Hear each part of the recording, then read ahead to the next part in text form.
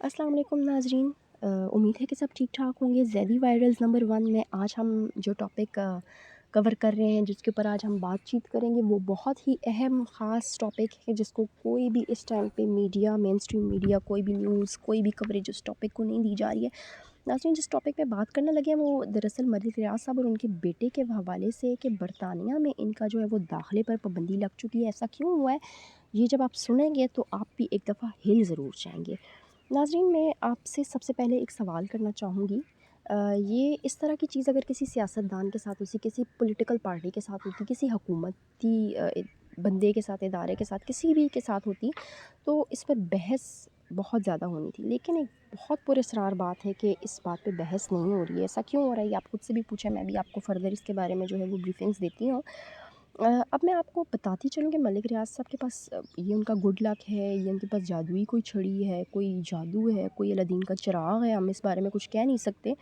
लेकिन एक बहुत ही मज़ेदार बात है कि इसकी वजह क्या है कि इस तमाम जो कार्रवाई है, इसके अंदर तमाम पार्टियाँ, चैनल्स, हुकूमत, चाहे कोई भी हुकूमत हो, चाहे कोई अपोज़िशन की कोई पार्टी हो, या फिर सारे का सारा मेन स्ट्रीम मीडिया आप उठाएँ और वो सारे का सारा जो है वो एक ही पेज पे आपको नज़र आएगा। ऐसा क्यों है भला? ये हम इस पे बात करते हैं, इसको डिस्कस करते हैं कि ऐसा क्यों है। ये बात मलिक रियाज़ साहब के लिए बेहद ज़्यादा ख़ास है कि ये तमाम की तमाम एक ही पेज पर आकर मलिक रियाज़ साहब का दिफ़ा कर रहे हैं। अब इसकी वजह क्या है? इसकी वजह या तो फिर मलिक रियाज़ साहब की किस्मत, तो हम नहीं कह सकते क्योंकि किस्मत से चीज़ें कमो-बेशी होती हैं। इसकी वजह तकरीबन ये है कि मलिक रियाज़ साहब के बारे में भी ये बहुत ज़्यादा मशहूर है कि काफ़ी सारे न्यूज़ चैनल्स को वो खुश रखते हैं। बेरिया टाउन में काफ़ी उनके लग्ज़रियस किस्म के उन्होंने स्टूडियोज़ उनको बना के दिए हुए हैं। इसके अलावा एंकर्स के ऊपर बहुत बहुत बहुत ज़्यादा हद तक वो मेहरबान नज़र आते हैं। अच्छा, बहरहाल ये बातें तो होती रहेंगी। इसके बाद हम बात करते हैं 3 रुकनी बेंच का जो बयान आया है बरतानवी अदालत की तरफ से, और वो भी हम आपको सुनाएँगे। लेकिन उससे पहले मैं आपको ये बताती चलूँ इसका थोड़ा-सा पस मंज़र कि तकरीबन 10 साल की जो वीज़ा की मियाद थी मलिक साहब और उनके बेटे की, वो 2019 में तकरीबन वो ख़त्म हो चुकी थी। 2020 में उन्होंने दोबारा से अपील दायर की जो कि रिजेक्ट हो गई। अब इस सारे जो मुतल्लिका जो बयान है या इस सारे उसमें जो वहाँ की एक लेडी जस्टिस निकोलस डेविस हैं, इनका जो है वो बयान सामने आया है, और वो बयान मैं आपको स्क्रीन पर दिखा भी देती हूँ, मैं आपको पढ़ के भी सुना देती हूँ। आप खुद देख भी लीजिए और सुन भी लीजिए।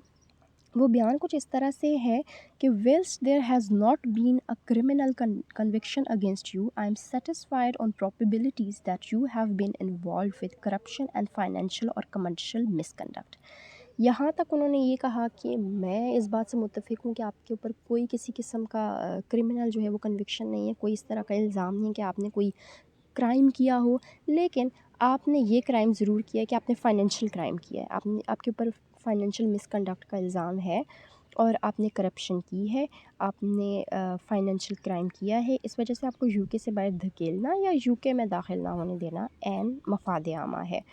और नाज़रीन, इस के पेश नज़र जो ऑलरेडी इन्वेस्टिगेशंस हुई हैं, जो क्राइम एजेंसीज़ ने या फिर फाइनेंस के इदारों ने जो भी इसके ऊपर जो है वो जो इन्वेस्टिगेशंस वगैरह की हैं, जज साहिबा ने बताया कि ये आपके जो है वो सबूत वगैरह सारे वो जो है वो आपके ख़िलाफ़ हैं, आपके ऊपर इन्वेस्टिगेशन की गई है और आप जो है वो गिल्टी पाए गए हैं। अच्छा, अच्छा नाज़रीन, इसके बाद बताया जाता है कि मज़ीद वो कहती हैं कि जो एक दिलचस्प बात, सॉरी मैं आपको बता दूँ यहाँ पे एक बहुत दिलचस्प बात है। ये कहती हैं कि द कंपनी ऑब्वियसली जो कि बहरिया टाउन है, वो is wholly owned and run by the appellants family. Appellants family obviously वही जो जिनकी अपील चल रही है, या ये मलिक साहब और उनकी फ़ैमिली की बात हो रही है, is described as the largest property developer in Asia, largest property developer in Asia। आप देख लें, ये यूके की जो जज साहिब है वो ये कह रही हैं। इसके अलावा मैं आपको बताती चलूँ, मैं आपको बताना चाहती हूँ कि नाज़रीन, ये सवाल आपके जहनों में भी कहीं ना कहीं नहीं आया कि अगर यही सारी सिचुएशन, ये तमाम सिचुएशन जो है वो नवाज़ शरीफ साहब या उनके बेटे के साथ या उनकी फ़ैमिली के किसी भी मेंबर के साथ या उनके भाई के साथ, किसी के साथ भी होती, तो क्या اگر یو کے کی عدالت ملک صاحب کو الاؤ نہیں کر رہی یا ان کے اوپر وہ پابندی لگا رہی ہے تو کیا ان پہ اس قسم کی پابندی نہیں لگانی چاہیے تھی؟ نواز صاحب کے ساتھ ان کی کوئی خاص قسم کی دشمنی ہے، کوئی ان کے ساتھ کوئی ان کا خاص رولہ چل رہا ہے، کیا ہو رہا ہے؟ بہرحال یہ آپ بات ضرور سوچیے گا ایسا کیوں ہے، اور اس پہ بات بھی کریں گے۔ ناظرین، ہمارے ملک میں بہت ساری چیزیں غلط ہو رہی ہوتی ہیں، کچھ لوگ اس پہ بات کرنا نہیں پسند کرتے، کچھ مسائل ہوتے ہیں۔ اگر آپ کو کرپشن کا پیسہ پاکستان کو واپس کر دیا جاتا ہے، جیسے آج سے 2 سال پہلے جو ہے وہ یہ ہوا تھا برطانیہ میں کہ NCA جو کہ ان کی نیشنل کرائم ایجنسی ہے، انہوں نے ایک آؤٹ آف دا کورس ملک صاحب نے ان کے ساتھ ایک سیٹلمنٹ کی تھی جس میں 190 ملین پاؤنڈ جو ہے وہ تقریباً 45 ارب کے قریب پیسہ انہوں نے جو ہے وہ ان کو دے دیا تھا، اور آؤٹ آف دا کورٹ جو ہے وہ سیٹلمنٹ ہو گئی تھی۔ ناظرین، میں آپ سے پوچھنا چاہوں گی کہ وہاں سے جو پیسہ وہ انہوں نے کرپٹ کیا ہوا پیسہ، واپس لوٹا ہوا پیسہ جو ہے وہ پاکستان کو دیا، اب پاکستان نے آگے سے بڑا مزے کا کام کر دیا۔ اچھا، اس سے پہلے میں آپ کو بتا دوں کہ اس میں 2 اکاؤنٹس فریز کر دیے گئے تھے 140 ملین پاؤنڈ کے، پلس 50 ملین پاؤنڈ کا جو ہے ایک اپارٹمنٹ تھا انتہائی لگژریس قسم کا جو کہ سینٹرل لندن کے اندر تھا۔ اچھا، اب یہ ساری پراپرٹی تقریباً بن جاتی تھی اراؤنڈ 45 اربس کم و بیش اس طرح سے۔ اچھا، یہ پاکستان کو ملا اور پاکستان نے انتہائی غلط ڈیسیژن لیا، ان پیسوں کو شامل کر دیا گیا وہ جو ملک صاحب نے سپریم کورٹ میں 460 ارب روپے جمع کروانے تھے اس میں ڈال دیا گیا اور قصہ ہی ختم ہو گیا، ٹھیک ہے۔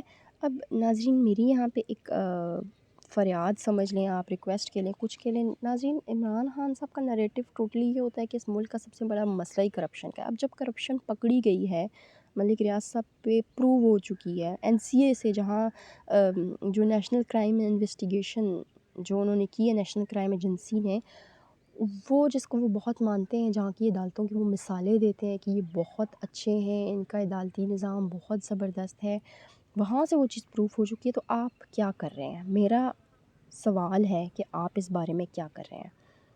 آپ بتائیں۔